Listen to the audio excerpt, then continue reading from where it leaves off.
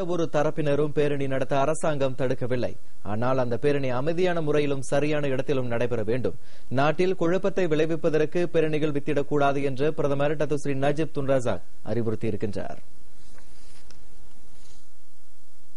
எதிர்க்கட்சிகளின் ஆதரவில் சனிக்கிழமை நடைபெற்ற பேரணியை மெரடிகா சதுக்கத்தை தவிர்த்து வேறொரு இடத்தில் நடத்திக் கொள்ளுமாறு அரசாங்கம் பரிந்துரை செய்திருந்தது. அதற்காக புக்கிட் ஜலில் அல்லது மெரடிகா அரங்கத்தை வழங்கவும் அரசாங்கம் தயாராக இருந்ததாக டத்துஸ்ரீ நஜீப் குறிப்பிட்டார். நாட்டின் தேர்தல் முறை தூய்மையாக இருக்க வேண்டும் என்று கோரி எதிர்க்கட்சிகளின் ஆதரவில் இந்த பேரணி நடைபெற்றிருக்கின்றது. நாட்டின் சுதந்திர சின்னமாக விளங்குவதால் மெரடிகா சதுக்கத்தை பயன்படுத்த வேண்டாம் என்று ஏற்பாட்டாளர்களிடம் கேட்டுக் கொள்ளப்பட்டதாக நஜீப் தெரிவித்தார். எதிர்க்கட்சிகள் தங்களின் அடாவடித்தனமான வீதி ஆர்ப்பாட்டங்களின் மூலம் நாட்டின் தோற்றத்திற்கு களங்கத்தை ஏற்படுத்த வேண்டாம் என்று நஜீப் கேட்டுக் கொண்டிருக்கின்றார். மக்களின் வியர்வை துளிகளின் மூலம் இந்த நாடு உருவாக்கப்பட்டிருக்கின்றது. பல தியாகங்களுக்கு இடையில் உருவாக்கப்பட்ட நாட்டை அனைவரும் பாதுகாக்க வேண்டும் என்று அவர் கேட்டுக் கொண்டார். பொதுத் தேர்தலில் 5 மாநிலங்களில் வெற்றி பெற்ற போது எதிர்க்கட்சிகள் தேர்தல் பொருட்பான்மை குழுவின் பணி குறித்து கேள்வி எழுப்பவில்லை. அதோடு சரவாக்கில் இருக்கும் சிபு நாடாளுமன்ற தொகுதியில் வெற்றி பெற்ற போதும் கூட அவர்கள் தேர்தல் பொருட்பான்மை குழுவை குறை கூறவில்லை. ஆனால் தற்போது தேர்தல் பொருட்பான்மை குழுவை எதிர்க்கட்சிகள் சாடுவது வேடிக்கையாக இருக்கின்றது என்று நஜீப் தெரிவித்தார். மலேசியாவின் பொதுத் தேர்தல் முறைகேடாக நடத்தப்பட்டிருப்பதற்கான தகுந்த ஆதாரங்களை எதிர்க்கட்சிகள் முன்வைக்க வேண்டும் என்று நஜீப் சவால் விடுத்திருக்கின்றார். தேசிய முன்னணியை பெரும்பான்மையான மக்கள் தேர்ந்தெடுத்து ஆட்சி பீடத்தில் அமர வைத்திருக்கின்றனர். தேசிய முன்னணி மீது நம்பிக்கை கொண்டிருப்பதால் தான் மக்கள் இந்த அரசாங்கத்தை தேர்ந்தெடுத்திருப்பதாக பிரதமர் குறிப்பிட்டார். சரவா சிபுவில் சனிக்கிழமை நடந்த நிகழ்ச்சி ஒன்றின் போது பிரதமர் இவ்வாறு தெரிவித்திருக்கின்றார். சனிக்கிழமை பிற்பகல் 2 மணி அளவில் அரசாங்க சார்பற்ற நிறுவனங்கள் ஏற்பாடு செய்திருந்த அமைதி பேரணியில் பங்கு கொள்வதற்கு சுமார் 25,000 பேர் கோலாலம்பூர் மெரடிகா சதுக்கத்தின் அருகில் இருக்கும் பகுதிகளில் கூடினர். அமைதி பேரணி என்று கூறப்படும் அந்த ஆர்ப்பாட்டம் கட்டுப்பாட்டுக்குள் இருந்ததாக போலீசார் கூறினர். மெரடிகா சதுக்கத்தில் குந்தியிருப்பு பேரணி நடத்துவதற்கு நீதிமன்றம் 48 மணி நேர தடை உத்தரவை பிறப்பித்திருந்தது. எனினும் இந்த பேரணியை நடத்துவதற்கு மாற்று இடமாக கோலாலம்பூர் மாநகராண்மை கழகம் 4 விளையாட்டு அரங்குகளை பரிந்துரை செய்திருந்ததை அந்த அமைப்பு ஏற்றுக்கொள்ளவில்லை. இன்று காலையில் பேரணியில் கலந்து கொண்டவர்கள் மத்தியில் உரையாற்றிய அந்த அமைப்பின் இணைத் தலைவர் டத்தோ எஸ் அம்பிகா நீதிமன்றத்தின் உத்தரவுக்கு மதிப்பளிக்க வேண்டும் என்று ஆலோசனை கூறினார். ஆனால் தேசிய பள்ளிவாசலில் சுமார் 5000 பேர் முன்னிலையில் உரையாற்றிய PKR கட்சி ஆலோசகர் டத்துஸ்ரீ அன்வார் இப்ராஹிம் என்ன நடந்தாலும் மெரடிகா சதுக்கத்துக்கு முன்னேறி செல்லுமாறு பங்கேற்பாளர்களை கேட்டுக் கொண்டதாக கூறப்பட்டது. போலீசார் கைது செய்ய நேர்ந்தால் ஊக்கம் குன்றவும் பயம் கொள்ளவும் கூடாது என்றும் அவர் கூறியதாக சொல்லப்பட்டது. PKR கட்சி துணைத் தலைவர் அஸ்மின் அலி, லம்பா பந்தாய் நாடாளுமன்ற உறுப்பினர் நூருல் இசா அன்வார் ஆகியோரும் அங்கு காணப்பட்டனர். இதனிடையே மெரடிகா சதுக்க பகுதிகளில் கூடிய சட்டவிரோத பேரணி கட்டுப்பாட்டுக்குள் இருந்ததாக போலீசார் கூறியிருக்கின்றனர். சில ஆர்ப்பாட்டக்காரர்கள் முரட்டுத்தனமாக நடந்து கொண்டனர். எனினும் விரும்பத்தகாத சம்பவங்கள் எதுவும் நிகழவில்லை என்று கோலாலம்பூர் மாநகர் போலீஸ் தகவல் பிரிவு தலைவர் ACP ரஷிடி ரம்லே கூறியிருக்கின்றார். போலீசார் நிலைமையை அணுக்கமாக கண்காணித்து வருவதாகவும் பொது அமைதி உறுதி செய்யப்படும் என்றும் அவர் தெரிவித்தார். நண்பகல் 2 மணி வாக்கில் மெரடிகா சதுக்கத்தை ஒட்டியிருக்கும் பகுதிகளில் சுமார் 25,000 ஆர்ப்பாட்டர்கள் திரண்டிருந்ததாக அவர் கூறினார்.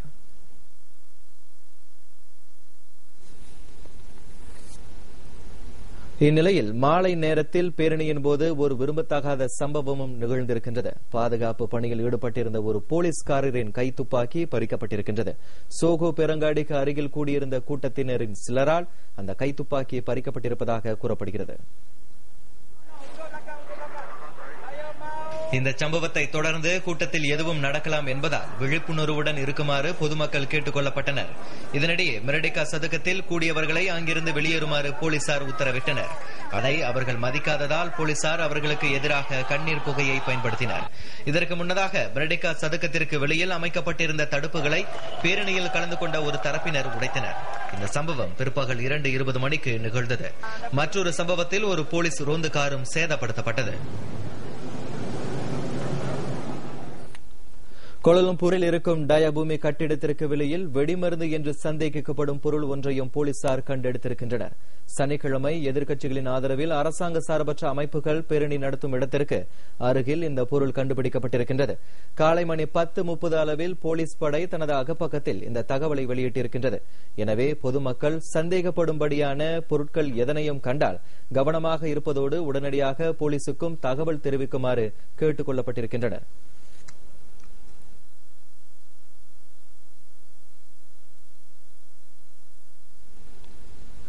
இதனிடையே சோகோ பேரங்காடிக்கு எதிரே விபத்தில் சிக்கிய ஒரு போலீஸ்காரை பேரணியில் கலந்து கொண்ட ஒரு கும்பல் அடித்து நொறுக்கியது. அதனுள் இருந்த ஒரு போலீஸ்காரரை வெளியே இழுத்து சரமாரியாகவும் அந்த கும்பல் தாக்கியது. இந்த சம்பவம் மாலை 4 மணி அளவில் நிகழ்ந்தது. இந்த சம்பவத்தை படம் பிடித்த ஒரு அல் ஜசீரா தொலைக்காட்சி கேமரா ஒளிப்பதிவாளரும் அந்த கும்பலினால் கடுமையாக தாக்கப்பட்டார். இதனால் இந்த புகைப்படக்காரர் உடலின் பல பகுதிகளில் கடுமையாக காயமடைந்தார். கீழே விழுந்த அவரை சிலர் தலையில் உதைத்தனர். பின்னர் அங்கு வந்த போலீஸ்காரர்கள் சிலர் அவரை காப்பாற்றினர்.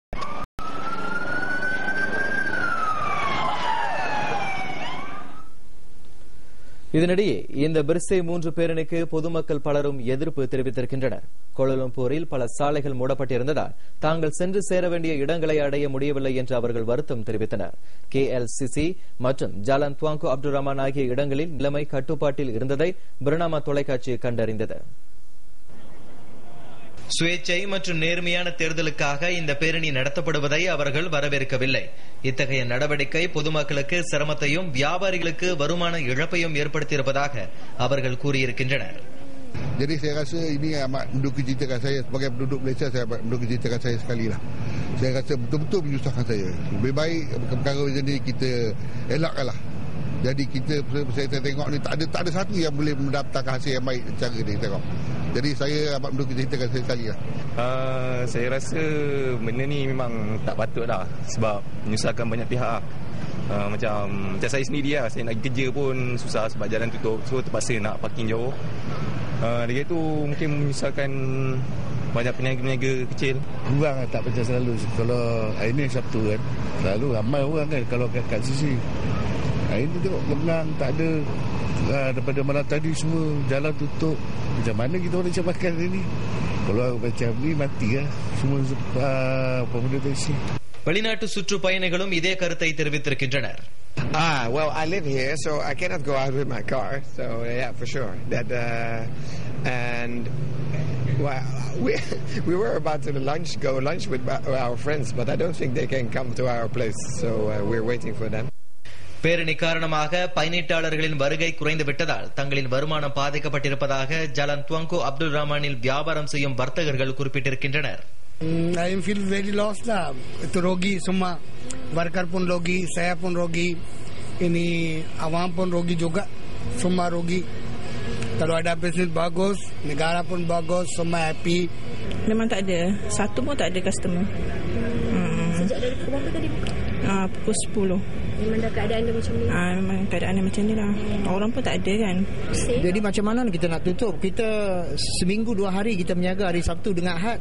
Siapa nak bagi duit? Kita hari ni rugi 1000. இதனிடையே பேரணி காரணமாக கோலாலம்பூரில் இருக்கும் 58 சாலைகளை போலீசார் மூடியிருக்கின்றனர். இதனால் கோலாலம்பூரின் சில பகுதியில் இன்னமும் மோசமான வாகன நெரிசல் ஏற்பட்டிருப்பதாக கூறப்பட்டிருக்கின்றது. காலை 6 மணி முதல் இந்த சாலைகள் மூடப்பட்டிருக்கின்றன. இந்த சாலைகள் திறக்கப்படும் விவரங்களை குறித்து விரைவில் அறிவிக்கப்படும். மூடப்பட்டிருக்கும் சாலைகளில் பாதுகாப்பு பலப்படுத்தப்பட்டிருக்கின்றது. மெர்டேகா சதுக்கத்தை பொதுமக்கள் பயன்படுத்தக்கூடாது என்று நீதிமன்றம் உத்தரவிட்டிருக்கின்றது.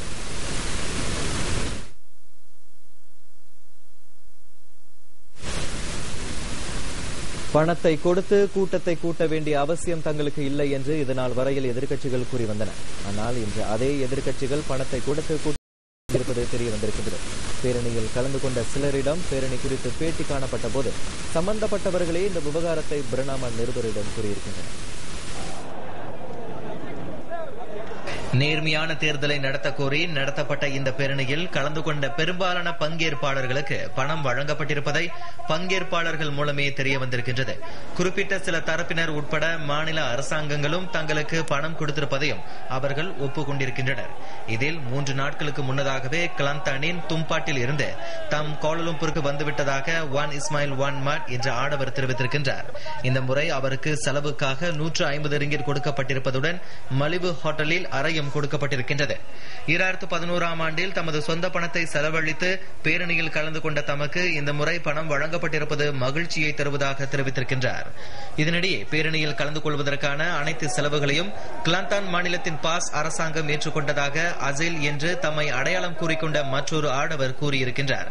கிடாவில் இருந்து வந்த ஒரு தம்பதியருக்கு 10 ரிங்கிட் மட்டுமே கட்டணமாக வசூலிக்கப்பட்டிருக்கின்றது. வழக்கமாக கிடாவுக்கு செல்லும் இருவழி பயணத்திற்கு 100 ரிங்கிட் வசூலிக்கப்படுகிறது. பெருமத்தாங்பாவில் இருந்து அசிசா என்ற பெண்ணுக்கும் கை செலவுக்கு 20 ரிங்கிட் வழங்கப்பட்டிருப்பது தெரிய வந்திருக்கின்றது.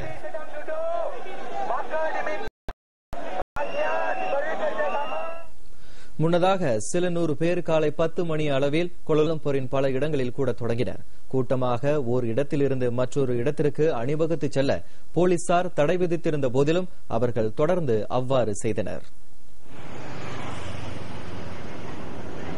எதிர்க்கட்சிகளின் ஆதரவிலான இந்த பேரணியின் ஒரு பகுதியினர் காலை 10:45 மணி அளவில் ஜலன் பீரமளியில் கூடிய பின்னர் இரட்டை கோபுரத்தை நோக்கி நடக்க தொடங்கினர். ஜலன் துங்கு அப்துல் ரஹ்மானில் இருக்கும் சோகோ பேரங்கடி வளாகத்தில் கூடிய கூட்டத்தினர் அங்கிருந்து மெர்டேகா சதுக்கத்திற்கு செல்ல முற்பட்டனர். அவர்களை போலீசார் தடுத்து நிறுத்தினர். எனினும் நண்பகல் 12:30 மணி அளவில் போலீசார் சாலையை திறந்துவிட்டு மெர்டேகா சதுக்கம் நோக்கி செல்ல அவர்களை அனுமதித்தனர். பிற்பகல் 2 மணி வரைக்கும் பெரிய அளவிலான கூட்டத்தினர் ஜலன் லெபோ அம்பாங்கில் இருக்கும் மஸ்ஜித் ஜாமி பகுதியில் கூடியிருந்தனர். இந்த பேரணியில் சில எதிர்க்கட்சி தலைவர்களும் கலந்து கொண்டிருந்தனர்.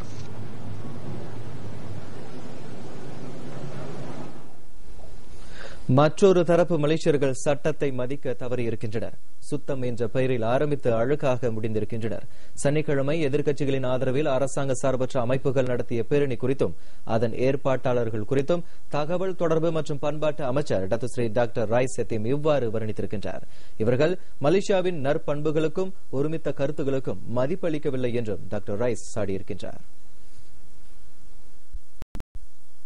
Jadi kalau kita lihat kotor 3 atau disebut oleh mereka bersih 3, sebenarnya kotor 3. Mereka tidak memberi penghormatan kepada undang-undang, tidak memberi penghormatan kepada keputusan mahkamah, tidak memberi penghormatan kepada undang-undang yang mereka sendiri menyokong sebahagiannya di Dewan Rakyat dan di Dewan Negara. Kalau begitu, apa yang nak kita sangkutkan kepada pemimpin-pemimpin seperti ini? Membawa negara kepada politik jalanan, kepada susah payah orang ramai. எந்த ஒரு அரசியல் கட்சியும் தங்களின் ஆதரவாளர்கள் சொந்த விருப்பத்திற்கேற்ப செயல்படாமல் இருப்பதை உறுதி செய்ய வேண்டும் என்று டாக்டர் ரைஸ் தெரிவித்திருக்கின்றார். கோலாலம்பூரில் நெகிரி சிம்பிலான் மலாய்க்கார மாணவர்களின் மேம்பாட்டு அறக்கட்டளையின் 45வது ஆண்டு பொதுக்கூட்டத்தை தொடக்கி வைத்து உரையாற்றிய டாக்டர் ரைஸ் இதனை தெரிவித்தார்.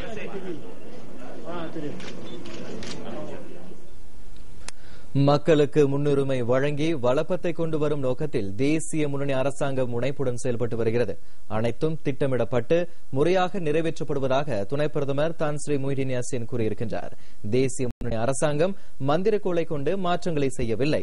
அர்ப்பணிப்பு, கொள்கைகள் மற்றும் திட்டங்களை கொண்டு அது செயலாற்றி வருவதாக முஹிடின் தெரிவித்தார். 1 அல்லது 2 ஆண்டுகள் திட்டங்கள் இல்லை, அனைத்தும் 5 to 10 ஆண்டுகளுக்கான திட்டங்கள் என்று அவர் தெளிவுபடுத்தினார்.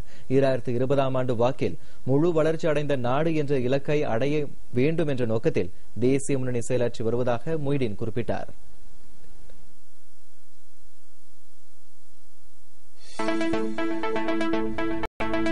நம்பிக்கையில்லா வாக்கெடுப்பினால் ருமேனிய அரசாங்கம் கவிழ்ந்திருக்கின்றது. அது குறித்த விவரங்கள் இடைவேளைக்கு பின்னர்.